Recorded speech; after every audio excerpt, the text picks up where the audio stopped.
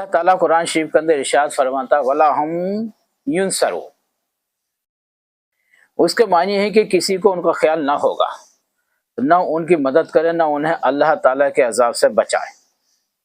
جیسے کہ قبل ازیں بھی بیان کیا جا چکا ہے، کوئی صاحب قرابت یا کوئی صاحب جائے حسمت ان پر شفقت نہیں کرے گا اور نہ ان سے کوئی فدیہ قبول کیا جائے گا، اور کوئی بھی اپنا یا بیگانہ ان کی مدد نہ کر سکے گا، چاہے کتنی بھی تلاش کیوں نہ کر لے، کچھ بھی کوشش کیوں نہ کر لے، لیکن ساری کوشش، ساری محنت ان کے رائے گاؤں بیکار چلی جائے۔ جیسے کہ اس نے فرمایا ہے فَمَا لَهُم مِّن قُوَّةٍ وَلَا نَاصِرٍ، سورہ طارق کی آیت ہے اور آیت نمبر 10 ہے۔ انسان کی کچھ پیش حل نہ ہو سکے گی اور نہ کوئی اس کا مددگار ہوگا، یعنی اللہ تعالیٰ کافر سے کوئی فدیہ قبول نہ کرے گا، نہ اس کے حق میں کسی کی سفارش تسلیم کرے گا، اس کے عذاب سے نہ کوئی بچا سکے گا، نہ اس سے کوئی خلاصی دلا سکے گا، اور نہ کوئی پناہ دے سکے گا۔ کوئی چاہے میں اسے بچا لوں تو ایسا بھی نہ کر سکے گا، جیسے کہ اس نے فرمایا ہے وَهُوَ يَجِرُ وَلَا يَجَارُ عَلَيْهِ، تو یہ آیت نمبر جو ہے مومن کی ہے اور آیت نمبر 88 ہے۔ وہ اپنا دیتا ہے اور اس کے مقابل کوئی کسی کو نہیں دے سکتا، اور فرمایا فَيُومِزُ لَيُعَذِّبُ عَذَابًا أَحَدٌ وَلَا يُوثِقُ وَثَاقَهُ أَحَدٌ، سورہ فجر کی آیت ہے اور آیت نمبر 26 ہے۔ چنانچہ اس دن نہ کوئی اللہ کے عذاب کی طرح عذاب دے گا اور نہ کوئی ویسا جکڑا جائے گا، اور فرمایا وَمَا مَا لَكُمْ لَا تَنَاصَرُونَ بَلْ هُوَ الْيَوْمَ مُسْتَسْلِمُونَ، سورہ صفات کی آیت نمبر 26۔ تم کو کیا ہوا کہ ایک دوسرے کی مدد کرتے ہو، بلکہ آج تو وہ سب کے سب فرما بردار ہیں۔ اور فرمایا فَلَوْلَا نَصَرَهُمُ الَّذِينَ اتَّخَذُوا مِن دُونِ اللَّهِ قُرْبَانًا آلِهَةً بَلْ ضَلُّوا عَنْهُمْ، تو جن کو ان لوگوں نے تقرب الہی کے لیے اللہ کسی معبود بنایا تھا، انہوں نے ان کی مدد کیوں نہ کی، بلکہ وہ ان کے سامنے سے گم ہو گئے۔ جیسے کہ بت کی پوجا، پہلے بھی ہم کہیں بیان کر چکے ہوں گے، بت کی پوجا، سانپ کی پوجا، مورتی کی پوجا، گائے کی پوجا، دودھ کی پوجا، ندی کی پوجا یا سورج کی پوجا، اس طرح سے پتھر کی پوجا، ایسی بہت سی پوجائیں، پیڑ کی پوجا، جہاں بھی وہ چیز ملے اسے جو ہے تم پوجنا شروع کر دو کہ یہ اللہ ہے۔ اگر ان سے پوچھا جائے گا، اللہ تعالیٰ قرآن شریف فرماتا اگر ان سے پوچھا جائے گا کہ تم میں کس نے پیدا کیا، کہ پوری زمین کو چلانے والا کیا آپ جانتے ہو کہ کون ہے، کہ پوری کائنات کو چلانے والا آپ جانتے ہو کہ کون ہے، جس نے زمین زماں بنائی، مکی مکا، انسان، حیوانات، نباتات، جن فرشتے، ساری کائنات بنائی، عرش کرسی بنائی، زمین آسمان بنائے، یہ جانتے یہ کون ہے چلانے والا؟ وہی جلاتا، وہی مارتا، وہی پیدا کرتا، وہی بڑا کرتا، وہی چھوٹا کرتا، وہی پیدا کرتا ہے، وہی زمینوں سے اناج اگاتا، وہی بارش کرتا، وہی دریا چلاتا، وہی سمندر چلاتا، وہی مکڑی مکوڑوں کو، کیڑوں کو، چرندوں کو، پرندوں کو، جناتوں کو، سب کو کھانے کے لیے وہی دیتا۔ اگر ان سے یہ سوال کیا جائے تو کہ وہ کون سی شے ہے، کون سی ذات ہے، تو وہ کیا کہیں گے کہ اللہ، ایک اللہ کی ذات ہے، ایک اللہ کی شان ہے جو ایسی ہے کہ وہی جلاتا، وہی مارتا، وہی پیدا کرتا ہے۔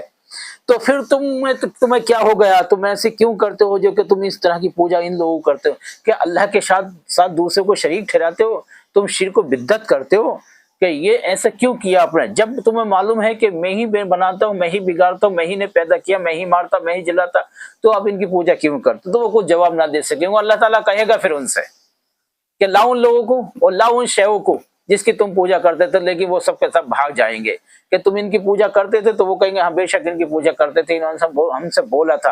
اور جب ان چیز سے کہا جائے گا تم نے ان سے بولا تھا کہ ہماری پوجا کر، تو کہیں گے نہیں مولا کریم، ہم سے نہیں بولا انہوں نے بالکل نہیں بولا، بلکہ یہ خود کرتے تھے، ہم نہیں کہتے تھے ان سے۔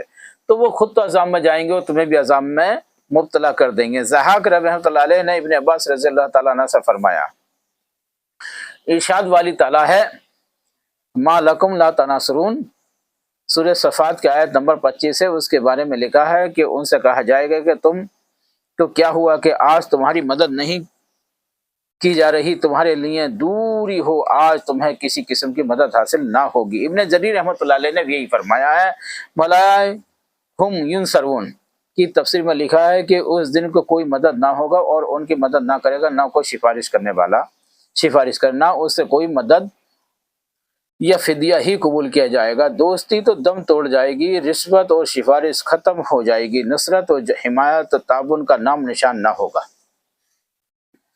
اور نہ سارا معاملہ اس جبار اور عادل کے ساتھ میں ہوگا جس کی بارگاہ میں سفارش کرنے والے مددگار کام نہ آئیں گے۔ وہ برائی کی سزا تو برائی کے برابر کا دے گا، مگر نیکی کا بدلہ اس سے کئی گنا زیادہ ہوگا۔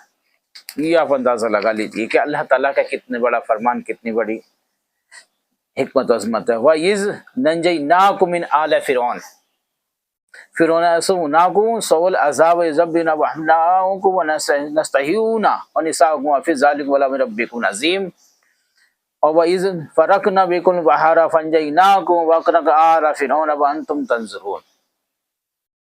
تو اللہ تعالیٰ قرآن شریف کے اندر فرماتا، اور یاد کرو جب ہم نے تمہیں آل فرعون سے نجات دی اور وہ تمہیں عذاب، سخت عذاب دیتے تھے۔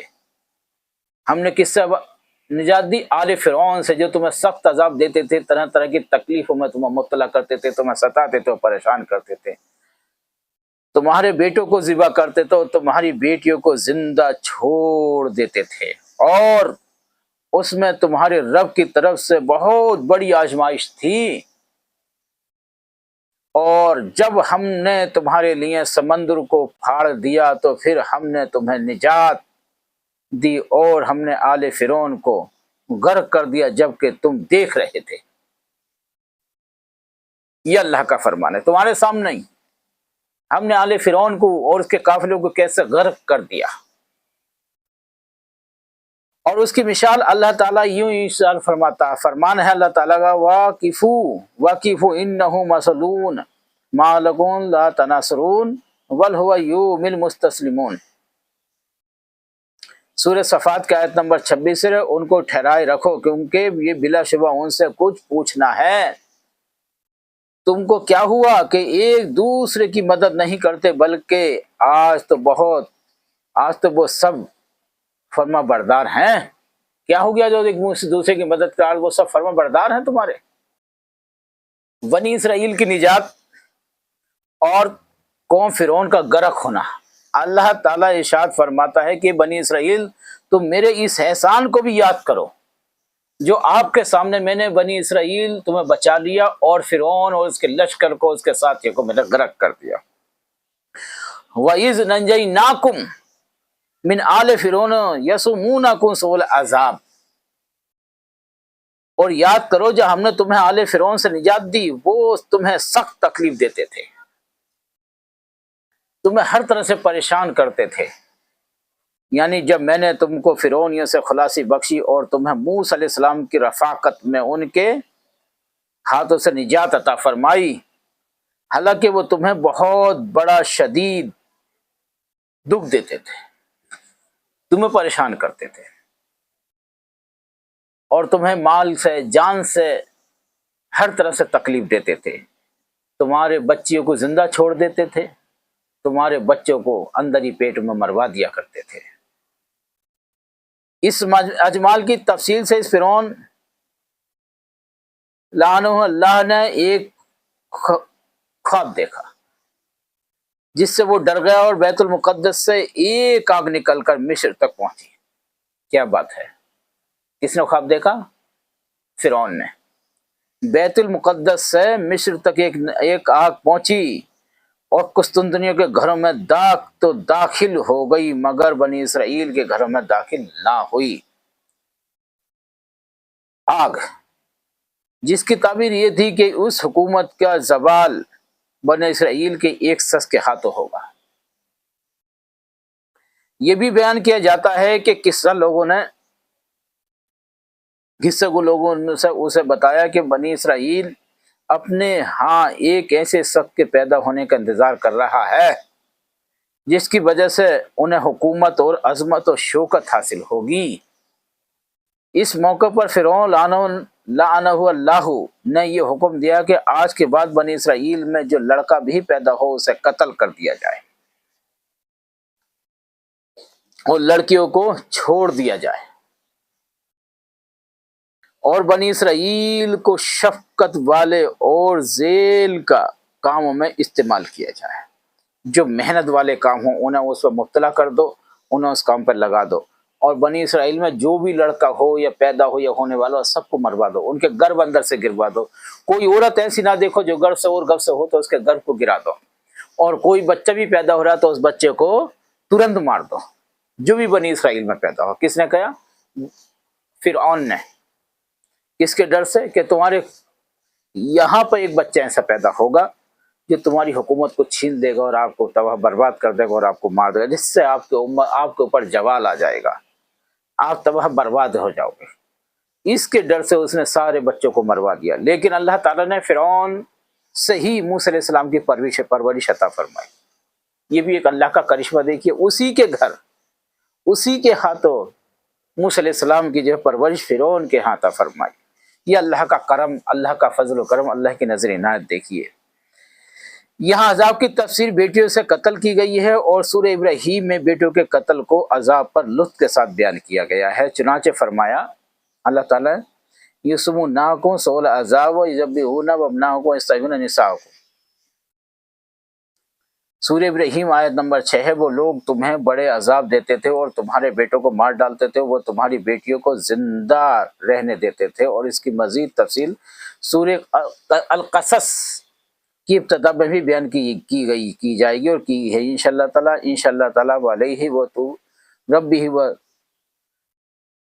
اللہ تعالیٰ فرماتا ہے اس مناقوں کے معنی میں ہے کہ یولوک ناکم کہ یعنی مبتلا رکھتے تھے یہ قول ابو بیدہ کا ہے، جیسے کہ کہا جاتا ہے کہ